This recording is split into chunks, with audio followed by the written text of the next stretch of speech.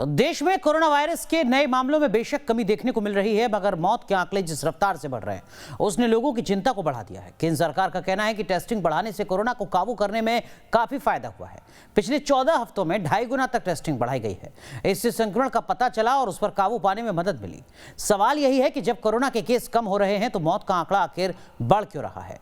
इस पर क्या कह रहे हैं एक्सपर्ट, हमारी इस रिपोर्ट में देखिए। आज भी हमारे देश की केवल 2% पॉपुलेशन ही इन्फेक्शन या पॉजिटिव पाई गई है। कोविड संक्रमण का चार्ट गिर रहा है, केस तेजी से कम हो रहे हैं, मगर मौत की लकीर गहराती जा रही है। मरने वालों का आंकड़ा बढ़ता जा रहा है। यानी एक तरफ राहत की खबर है तो दूसरी तरफ परेशानी का सबब। वजह क्या है? केस में कमी और ज्यादा मौत के पीछे का एक्स फैक्टर क्या है? आखिर वो क्या कारण है कि केस कम होने के बावजूद भी कोरोना कातिल होता जा रहा है? ये जो डेली केसेस कम हो रहे हैं लेकिन डेथ के नंबर ज़्यादा रिपोर्ट हो रहे हैं, इस चीज़ का एक बहुत सिंपल एक्सप्लेनेशन ये है कि केसेस तो उस दिन बढ़ते हैं जिस दिन RT-PCR पॉजिटिव आ जाता है किसी मरीज़ का। लेकिन क्या होता है कि कोरोना के जितने कॉम्प्लिकेशंस होते हैं वो सेकेंड वीक ऑफ इलनेस में होते हैं, मतलब 7वें दिन से लेके 11वें-12वें दिन तक होते हैं। तो जो ऑक्सीजन की ज़रूरत पड़ेगी या मरीज़ों को हॉस्पिटल में एडमिट होना पड़ेगा वो आम तौर पे बाद में होता है, सेकेंड वीक में होता है। और इसीलिए आप मान लीजिए जिनके डेथ्स आज रिपोर्ट हो रहे हैं वो या तो आज से 3 हफ्ते या 4 हफ्ते पहले या 2 हफ्ते पहले उनका डायग्नोसिस हुआ होगा, क्योंकि कोई मरीज़ सिक हो जाता है तो वो हॉस्पिटल में एडमिट हो जाता है। उसके बाद उसकी रिकवरी में 1 से 2 हफ्ते लगते हैं, या फिर अगर वो ख़राब होते हैं, ठीक नहीं हो पाते हैं और कोरोना से जंग हार जाते हैं तो वो ये सब चीज़ें होने में कुछ वक्त लगता है। तो इसलिए जब आपकी पीक होगी, केसेस की पीक होगी, उससे 2-3 हफ्ते के बाद आपकी डेथ्स की पीक होगी। पिछले 24 घंटे में देश भर में कोविड के 2,67,044 केस सामने आए। हालांकि मौत के सारे रिकॉर्ड टूट गए।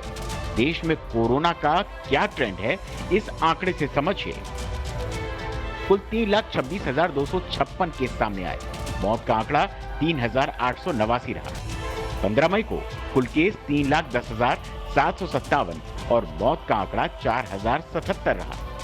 16 मई को कुल केस 2,21,837 आए, जबकि 4,098 लोगों की मौत हुई। 17 मई को केस 2,63,021 आए, जबकि मौत का आंकड़ा 4,334 तक पहुंच गया। 18 मई को नए केस का आंकड़ा 2,67,000 हो गया, लेकिन मरने वालों की संख्या 4,529 पहुंच गई। यानी दिन ब दिन नए केस के आंकड़े तो घटते जा रहे हैं, लेकिन मरने वालों की संख्या बढ़ती जा रही है। दिल्ली और महाराष्ट्र जैसे राज्य केस कम होने से राहत की सांस ले रहे हैं। दिल्ली में पिछले 24 घंटे में 3,846 नए मामले आए, जबकि 235 लोगों की मौत हुई। यहाँ पॉजिटिविटी रेट 6% से नीचे 5.78 पर पहुंच गया, जो 6 अप्रैल के बाद सबसे कम है। यकीनन ये आंकड़े उत्साहित करने वाले हैं। ये केवल और केवल दिल्ली वासियों के अनुशासित आचरण की वजह से हुआ है, लेकिन लड़ाई अभी जीती नहीं गई है। लड़ाई अभी बाकी है। इनको 0 तक ले जाना है, कोरोना को पूरी तरह ख़त्म करना है। और दूसरी बात, हम अगर अब ढीले पड़ गए तो ये केस फिर बढ़ जाएंगे। कोई गारंटी नहीं है कि ये कम ही रहेंगे, फिर से दिल्ली पे मुसीबत आ सकती है। इसीलिए किसी भी हालत में ढिलाई नहीं करनी, कड़ाई से लॉकडाउन का पालन करना है और कोरोना से बचने के जितने भी उपाय हैं वो सारे लागू रखने हैं।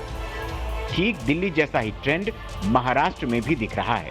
यहाँ भी आंकड़े कम हो रहे हैं और मौत का ग्राफ बढ़ता जा रहा है। बीते 3 दिनों के आंकड़ों पर गौर करें तो 16 मई को 34,000 से ज्यादा केस थे, जबकि 974 लोगों की मौत हुई। 17 मई को महज 26,000 नए केस मिले, जबकि 1,000 लोगों की मौत हुई। 18 मई को 28,438 केस मिले, जबकि 1,291 लोगों की जान चली गई। जाहिर है इन आंकड़ों से साफ है कि कोरोना का कहर कम तो हुआ है, लेकिन ये कंट्रोल बिल्कुल नहीं हुआ। सबसे चिंताजनक विषय ये है कि अब गांव-गांव में ये कोरोना चला गया है और गांव में भी संक्रमण समझिए कि टोटल पॉजिटिव केसेस के 45 से 50% केसेस गांव से आ रहे हैं। गांव में दिक्कत यह है कि वहाँ टेस्टिंग की फैसिलिटीज नहीं है। RT-PCR होने वाले जो सेंटर्स हैं वो 50-60 किलोमीटर दूर है। तो ऐसे में मुझे लगता है कि टेस्टिंग की फैसिलिटीज वहाँ बढ़ानी होगी। दिल्ली, महाराष्ट्र की तरह यूपी और राजस्थान जैसे राज्यों में भी कोरोना का ग्राफ गिर रहा है। राजस्थान की बात करें, यहाँ 10 मई से जब लॉकडाउन शुरू हुआ उस वक्त 24 घंटे में 16,487 मरीज मिले थे, जो 18 मई को 8,398 पर आ गया, यानी संक्रमित मरीज करीब आधे रह गए। कोविड महामारी के बीच राजस्थान से आंकड़ों के जरिए देखें तो एक सुकून भरी तस्वीर सामने आ रही है। राजस्थान में लॉकडाउन को 8 दिन हुए हैं। सख्त लॉकडाउन लगाया था 10 मई से 24 मई तक के लिए। इस दौरान रिकवरी रेट में बढ़ोतरी हुई है। 10 मई को जब लॉकडाउन लगा था राजस्थान में, तब 16,487 केस सामने आए थे। 18 मई को 8,398 केस सामने आए, यानी करीब 8,000 संक्रमित मरीजों का आंकड़ा कम हुआ है।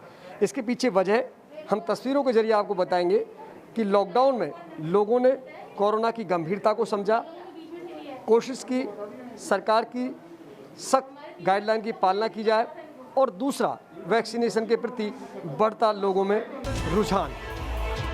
वहीं यूपी में भी कोरोना के खिलाफ सीएम योगी के एक्शन की बदौलत अच्छे नतीजे दिख रहे हैं। यूपी में संक्रमण की दर 3.6% गिर गई। पिछले 24 घंटे में पॉजिटिविटी रेट 2.45 दर्ज किया गया। हालांकि यहां भी मौत के आंकड़ों में कोई खास कमी देखने को नहीं मिल रही, जिससे चिंता बनी हुई है कि जब नंबर ऑफ केसेस आपका 38,000 तक पहुंच गया था एक समय प्रतिदिन, और मृत्यु भी हम लोग का अभी तक जितना हम लोग देख रहे हैं पिछले बार से थोड़ा सा ज़्यादा तो है, मगर फिर संक्रमण भी उसी हिसाब से है। पिछले बार लंग्स को इफेक्ट नहीं किया था, इस बार लंग्स को इफेक्ट कर रहा है। जिस दवाई को आप देते भी हैं, जो लाइन ऑफ ट्रीटमेंट जो भी अभी तय हुआ है, उस दवाई से आपके आफ्टर इफेक्ट्स भी आते हैं। रेमडेसिविर आप देते हैं तो आपका लिवर को भी इफेक्ट करता है, आपके और भी अंग को इफेक्ट कर सकता है। तो जितना स्ट्रॉन्ग दवाई आप इसके लिए देंगे, उतना आपके शरीर के अन्य अंग को भी इफेक्ट कर जाता है। इसलिए मृत्यु की इससे और पोस्ट कोविड आपके डेथ्स भी काफ़ी हो रहे हैं। यहाँ ध्यान देने वाली बात यह है कि दिल्ली, महाराष्ट्र हो या फिर यूपी, राजस्थान के शहरी इलाकों में कोरोना के केस यकीनन कम हो रहे हैं, लेकिन गांवों में संक्रमण की रफ्तार तेज होती जा रही है, और यही इस वक्त देश के सामने सबसे बड़ी चिंता का सबब है। इसलिए प्रधानमंत्री मोदी भी कभी डॉक्टरों से तो कभी मुख्यमंत्रियों और जिला अधिकारियों से बात कर रहे हैं और गांवों को बचाने की कोशिश कर रहे हैं। गांव में कैसे लापरवाही बरती जा रही है, गांव को किन समस्याओं से 2-4 होना पड़ रहा है, वहां टेस्टिंग, ट्रेसिंग और ट्रीटमेंट की हालत क्या है, वैक्सीनेशन को लेकर स्थिति क्या है, ये सब कुछ आपको आगे बताएंगे। लेकिन उससे पहले एक और जरूरी बात, मंगलवार को हेल्थ मिनिस्ट्री की तरफ से जानकारी दी गई कि सिर्फ 2% भारतीय आबादी ही कोरोना वायरस से प्रभावित हुई है। हमने इन्फेक्शन के स्प्रेड को काफी हद तक रोका है, यानी कि आज भी हमारे देश की केवल 2% पॉपुलेशन ही इन्फेक्शन या पॉजिटिव पाई गई है। स्वास्थ्य मंत्रालय का ये बयान राहत देने वाला तो है, लेकिन इसमें भी बड़ी बात छुपी है, क्योंकि 98% आबादी अब भी खतरे में है। इसे ऐसे समझिए कि जब महज 2% लोगों को ही संक्रमण हुआ तो स्वास्थ्य व्यवस्थाओं ने तकरीबन दम तोड़ दिया। एक बार सोच कर देखिए, अगर ये आंकड़ा 10% के आसपास होता तो किस तरह का त्राहिमाम होता। 50 से 80% तक हमारी पॉपुलेशन ऐसी है जिसको इन्फेक्शन नहीं हुआ है, तो वो ससेप्टेबल है। इसका मतलब कि उनको अभी भी इन्फेक्शन हो सकता है। इसके अलावा एक चीज़ और है जिसको हम कहते हैं री इन्फेक्शन। मान लीजिए 1 साल पहले किसी को कोरोना हुआ है, आपने भी ऐसे सुने होंगे लोग, तो 1 साल पहले हुआ तो उसको भी फिर से हो सकता है। तो ये सबका मतलब ये है कि हमारी मेजॉरिटी पॉपुलेशन की ससेप्टेबल है, उसको अभी भी कोरोना हो सकता है, उसको रिस्क है। हालांकि कुछ विशेषज्ञों ने सरकार की ओर से जारी आंकड़ों पर सवाल उठाए हैं। जानकारों का कहना है कि सरकार ने नेशनल सीरो सर्वे के नतीजों को नजरअंदाज किया, जिसमें कहा गया था कि देश की करीब 20% आबादी कोरोना संक्रमण से प्रभावित हो चुकी है। बहरहाल आंकड़ों से अलग हटकर बात करें तो इस वक्त पूरा फोकस गांवों पर है, जहां कोरोना अपने पांव पसारता जा रहा है। दरअसल गांवों में अगर केस बढ़ रहे हैं तो उसका प्रमुख कारण तो मेडिकल सुविधाओं की, डॉक्टरों की कमी ही है। लोगों की लापरवाही भी कम जिम्मेदार नहीं है। गांव में अधिकतर लोग कोरोना को टाइफाइड का दूसरा रूप मान रहे हैं। वो ये समझ रहे हैं कि उन्हें सामान्य सर्दी जुकाम है। गांवों में टेस्टिंग को लेकर भी बहुत लापरवाही है। लोग यही कह रहे हैं कि उन्हें बुखार है, सर्दी जुकाम है तो बाद में टेस्ट करा लेंगे, लेकिन ऐसा नहीं है। गांव में लोग सोशल डिस्टेंसिंग और कोरोना के सामान्य प्रोटोकॉल का भी पालन बमुश्किल से कर रहे हैं। एक आंकड़ों पर नजर डालें। बिहार के मुजफ्फरपुर के समस्तपुर पंचायत में 26 दिनों में 37 लोगों की मौत हो गई। यूपी के बागपत के एक गांव में करीब 27 दिन में 37 लोग मारे गए। यूपी के ही कैपियरगंज ब्लॉक के इंदरपुर गांव में एक महीने में 24 लोगों की मौत हो गई। जौनपुर जिले के पिलकिछा गांव में एक महीने में 30 से अधिक लोग जान गंवा चुके हैं। राजस्थान में अजमेर के सोमालपुर में पिछले 30 दिन में 44 लोगों की मौत हो गई। हरियाणा में जींद के घिमाना गांव में मई महीने में अब तक 16 लोगों की मौत हो चुकी है। गांव में लापरवाही इस कदर है कि लोग वैक्सीन की एक डोज लेकर ही खुलेआम घूम रहे हैं, जो कोरोना के संक्रमण को बढ़ा रहे हैं। ये तस्वीर दिल्ली के मशहूर डॉक्टर के अग्रवाल की है, जिन्होंने वैक्सीन की दोनों डोज ली थी, लेकिन कोरोना के सामने वो भी जिंदगी की जंग हार गए। लेकिन इसका मतलब ये नहीं है कि वैक्सीन बेकार है। हजारों में एक ऐसा केस सामने आया है कि वैक्सीन लगवाने के बाद भी आपको कोरोना प्रोटोकॉल का पूरा पालन करना है, जो गांव में नदारद है। अब इन्हीं तस्वीरों को देख लीजिए। ये वाराणसी के डोमरी गांव की है। जब यहाँ डॉक्टरों की टीम टेस्टिंग के लिए पहुंची तो कम गांव वाले ही टेस्टिंग कराने आगे आए। गांव के लोग भी आ रहे हैं, लेकिन अभी जागरूकता की थोड़ी कमी है। जैसे जैसे लोग जागरूक हो रहे हैं वैसे करवा रहे हैं लोग। यहाँ पे अब तक हम लोग 2-2.5 घंटे के अंदर 30 के आसपास हम लोगों ने सैंपलिंग किया है, जिसमें सारे लोग निगेटिव निकले हुए हैं अभी तक। यानी हमें खुद ही जिम्मेदार होना होगा, तभी हमें इस कातिल कोरोना वायरस से छुटकारा मिल पाएगा। Team news nation.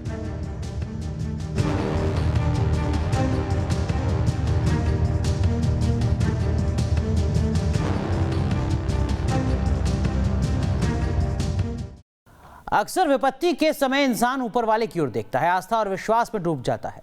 लेकिन यही आस्था अगर अंधविश्वास की शक्ल ले ले तो बात बिगड़ जाती है। कुछ यही हाल कोरोना काल में भी हो रहा है, जहां देश भर में आई तस्वीरें बता रही हैं कि महामारी में अंधविश्वास कैसे भारी पड़ रहा है।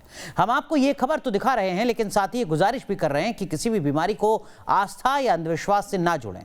कोरोना को हराने के लिए भी इसके लिए जारी जरूरी गाइडलाइन का पालन करें, तभी हम इस महामारी पर विजय पा सकते हैं।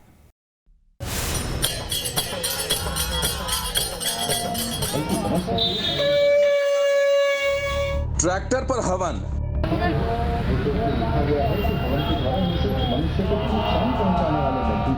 हनुमान चालीसा के साथ हवन,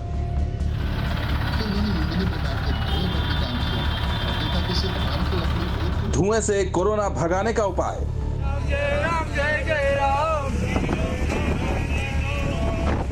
गौमूत्र से मिलेगी ऑक्सीजन।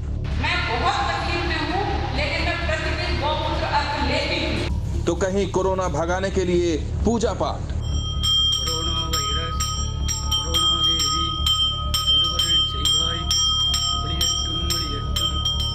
देश भर में कोरोना के कहर से लोगों में हाहाकार मचा हुआ है। सरकार लगातार लोगों को कोरोना वायरस से बचने के उपाय के बारे में बता रही है। 2 गज दूरी से लेकर मास्क लगाने के लिए प्रचार कर रही है। लोगों को वैक्सीन लगवाने के लिए जागरूक किया जा रहा है।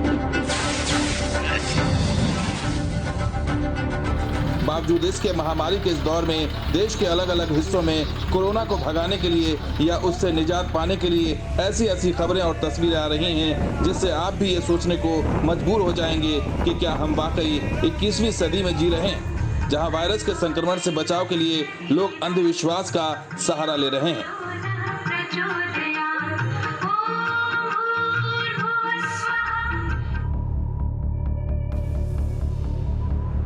जरा इन तस्वीरों पर गौर फरमाइए। ट्रैक्टर पर हवन हो रहा है, हनुमान जी की तस्वीर लगी है और धुआं उड़ाता हुआ ये ट्रैक्टर सड़कों पर घूम रहा है। लेकिन आप हैरान मत होइए, क्योंकि ये तरकीब कोरोना भगाने के लिए आजमाई जा रही है। तस्वीरें मध्य प्रदेश के मालवा जिले की हैं, जहां कोरोना महामारी को लेकर लोगों की ओर से तरह तरह के उपाय किए जा रहे हैं। कहीं लोग गांव खाली कर खेतों में भोजन बना रहे हैं, तो कहीं खुद पर मंत्र वाले जल का छिड़काव कर मंदिरों में दर्शन के लिए जा रहे हैं।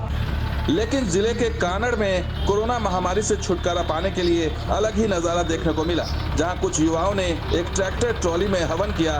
ट्रैक्टर ट्रॉली में हनुमान जी की तस्वीर लगाकर युवा हवन में आहुति देते नजर आए। हवन करते हुए इस ट्रैक्टर ट्रॉली को पूरे कानड़ नगर में घुमाया गया, ताकि नगर में पूरी तरह से कोरोना का खात्मा हो सके। इस दौरान ये युवा कोरोना गाइडलाइंस का पालन भी करते नजर आए, लेकिन ट्रैक्टर पर हवन पूजन के जरिए कोरोना को भगाने की तस्वीर कुछ हजम नहीं हो रही।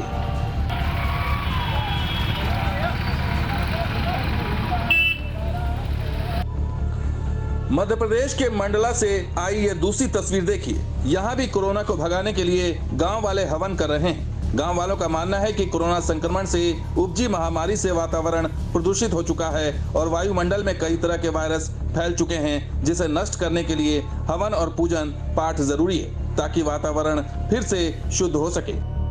हमारे देश के जाने माने आध्यात्मिक विशेषज्ञों का मानना है कि कोरोना वायरस के चलते हमारा वातावरण प्रदूषित हो गया है और वायुमंडल में बहुत से वैसेले वायरस फैल चुके हैं, जिनके खात्मे के लिए हवन एकमात्र उपचार है।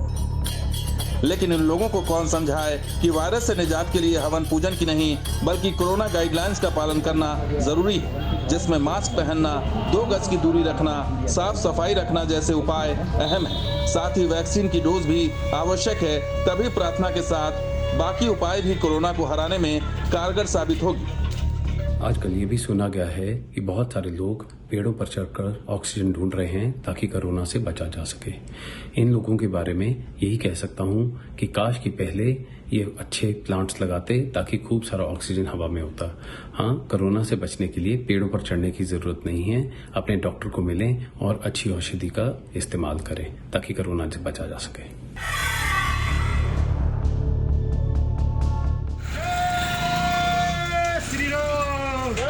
श्री राम। यूपी के मेरठ का ये वीडियो इन दिनों काफी वायरल हो रहा है, क्योंकि वीडियो में दिख रहा ये शख्स जनता का नुमाइंदा है और धुएं से कोरोना को भगाने की जुगत में निकला है। मेरठ के इस स्थानीय नेता का दावा है कि वातावरण में इस तरह से धुएं से कोरोना धुआं होकर इनके इलाके से पलायन कर जाएगा। इसलिए महाशय ठेले पर धुआं करके मेरठ की गली गली में खाक छान रहे हैं। कोरोना महामारी की रोकथाम के लिए, वायुमंडल के शुद्धिकरण के लिए, वायुमंडल के अंदर ऑक्सीजन का स्तर बढ़ाने के लिए तथा वायुमंडल में फैले हुए हानिकारक वायरस को समाप्त करने के लिए हवन सामग्री के साथ देसी गाय के गोबर के बने उपले, देसी गाय का घी, आम की लकड़ी, लौभान, कपूर आदि को मिलाकर हमने हनुमान चालीसा के पाठ के साथ मेरठ के नई बस्ती व शिवपुरम की गलियों में हवन सामग्री की धुनी को वायुमंडल में फैलाया, ताकि वायुमंडल का शुद्धिकरण हो, हानिकारक वायरस समाप्त हो, वायुमंडल के अंदर ऑक्सीजन का स्तर बढ़े। लेकिन नेताजी को खुद के साथ अपने इलाके की जनता को भी प्रेरित करना चाहिए कि ऐसे अंधविश्वास से कोरोना नहीं जाने वाला, बल्कि जो उपाय दिए जा रहे हैं उसका पालन करने पर ही यह बीमारी भागेगी।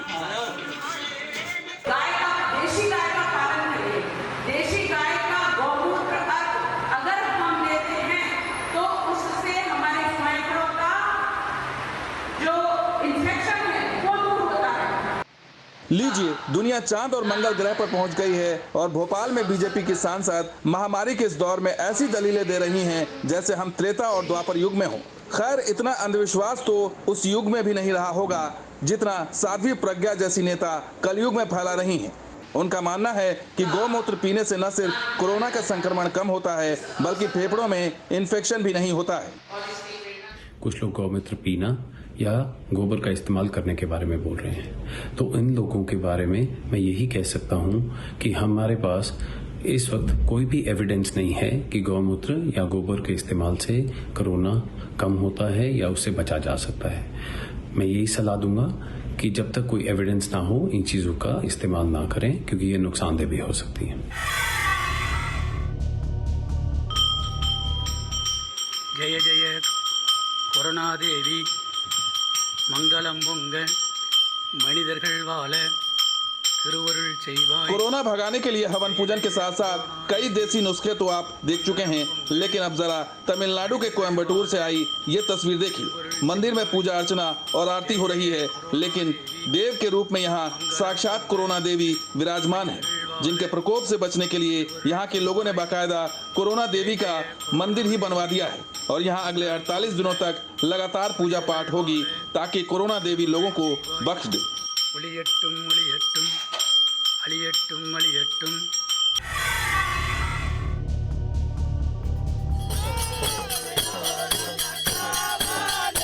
ढोल मंजीरों की थाप और थाप पर झूमते लोग। ये तस्वीर बिहार के पटना जिले के एक गांव की है, जहां लोग महामारी को भगाने के लिए भगता यानी स्थानीय विधि विधान से पूजा पाठ कर रहे हैं। इन लोगों का भी यही मानना है कि कोरोना को भगाने के लिए ये एक कारगर कदम है।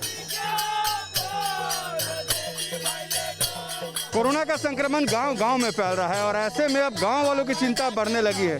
अमूमन गांव में जो लोकगीत होते हैं, देवी की आराधना होती है, उससे भी जब भी इस तरीके की आकस्मिक स्थिति पैदा होती है, प्राकृतिक आपदा आती है, तो लोग पूजा पाठ करते हैं। हम एक ग्रामीण इलाके में पहुंचे हैं, नेवरा के करीब, और यहाँ देखिए लोग कैसे गीत गा रहे हैं। क्या गीत गा रहे हैं आप लोग? देखिए, हम लोग देवी माँ से तौबा कर रहे हैं कि जल्द से जल्द हम लोग के यहाँ बिहार से कोरोना पूरा भागे और बाल बच्चा चैन से हम लोग, ये इसीलिए हम लोग देवी गीत यहाँ पर हम लोग करेंगे क्या कि हम लोग हांडी रखेंगे चूल्हा पर, दूध उठाएंगे, उसमें हाथ लगाएंगे, आग में हेलेंगे और दुआ करते रहेंगे। भगवान से ये प्रार्थना करें कोरोना जल्द से जल्द भाग जाए। आग में हम लोग हेलेंगे, तीर यहाँ से तीर खनाएगा, अभी आग में हम लोग पार करेंगे, हेलेंगे, सब कोई हेलेगा, उतना जो सहे हुआ सब परिवार हेलेगा। से कितना डर है? बहुत डर है, बहुत डर है। इसीलिए हम लोग थोड़ा सा डरते हैं, पूजा करवा रहे हैं कि जल्द से जल्द भाग जाए, बिहार से भाग जाए उधर। दिल है, इसीलिए हम लोग कोरोना भगा रहे हैं, दुआ मांगते हैं। कि हमका मंदिर है, लोग कह रहे हैं कि हम तरीके से आराधना करते हैं, पूजा करते हैं और ये चाहते हैं कि कोरोना खत्म हो जाए। लोगों की मौत हो रही है, कोरोना फैलते जा रहा है। ये गीत में आप लोग देवी माँ से क्या कह रहे हैं? देवी माँ से हम लोग मांग रहे हैं कोरोना यहाँ से जल्द चल जाए। माँ दो लाइन गाइए, सादा में क्या बोल रहे हैं?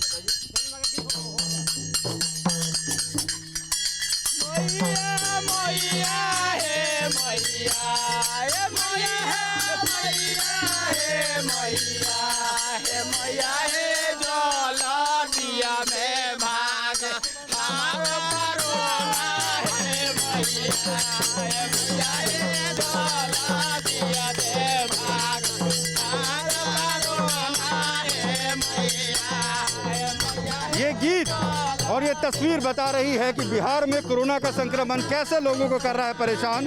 गांव-गांव लोग परेशान हैं, उन्हें समझ नहीं आ रहा कि इस बीमारी से निजात कैसे पाएं। और ऐसे में गांव-गांव में इस तरीके का भी लोग पूजा पाठ के द्वारा एक पूरी तरह से एक व्यवस्था कायम कर रहे हैं, जिसमें अमूमन आए दिन अगल बगल के गाँव में लोग बारी-बारी से गीत गाकर कोरोना को भगा रहे हैं। आपने देश भर के अलग अलग हिस्सों से आई अंधविश्वास की ये तस्वीरें देखी, लेकिन हमारी आपसे यही विनती है कि बीमारी से बचने के लिए और उसे भगाने के लिए ऐसे किसी अंधविश्वास के चक्कर में न पड़े। सुरक्षित उपाय अपनाएं, सरकार की ओर से जारी किए गए कोरोना गाइडलाइंस को फॉलो करें और कोरोना से खुद को और अपने परिवार को सुरक्षित रखें। Team news nation.